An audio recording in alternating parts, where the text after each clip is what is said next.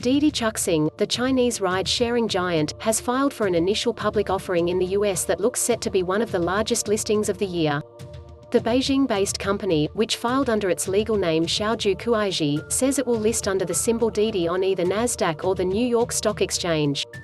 Didi hasn't specified a timeline or the amount it plans to raise, but is widely reported to be targeting a valuation of up to $100 billion in its long-anticipated public debut.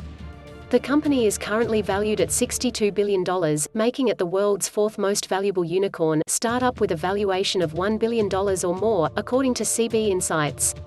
After a challenging 2020, when the pandemic-induced lockdowns led to a 8.5% decline in revenue to $21.6 billion, Didi's business has been rebounding strongly. In the first 3 months this year, revenue more than doubled to $6.4 billion, and the company managed to eke out a profit of $30 million, compared to heavy losses totaling hundreds of millions of dollars each year over the past 3 years.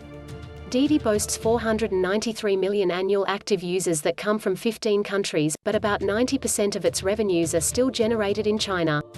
The company has made international expansion a pillar of its future growth.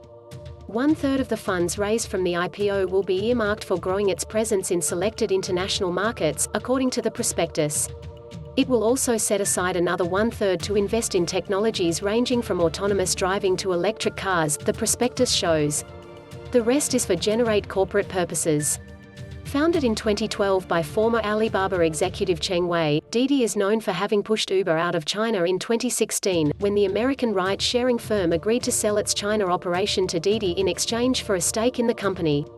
Now, Cheng owns 7% of Didi. Softbank's Vision Fund is the largest shareholder with a 21.5% stake, followed by Uber's 12.8% stake, according to the prospectus. Chinese web giant Tencent also owns 6.8%.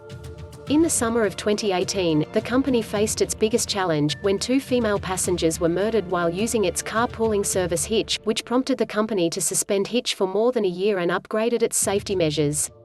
In the summer of 2018, 2 tragic safety incidents occurred on our Hitch platform, Chief Executive Cheng and President Jean Liu wrote in a letter incorporated in the prospectus. These shook us to our core. We felt an immense sense of sadness and responsibility and began a period of deep self-reflection. Aside from safety, the company also cited other risks in its prospectus. They include increased competition, potentially escalating tensions between China and the US, as well as stronger enforcement of China's anti-monopoly laws that could lead to fines or investigations.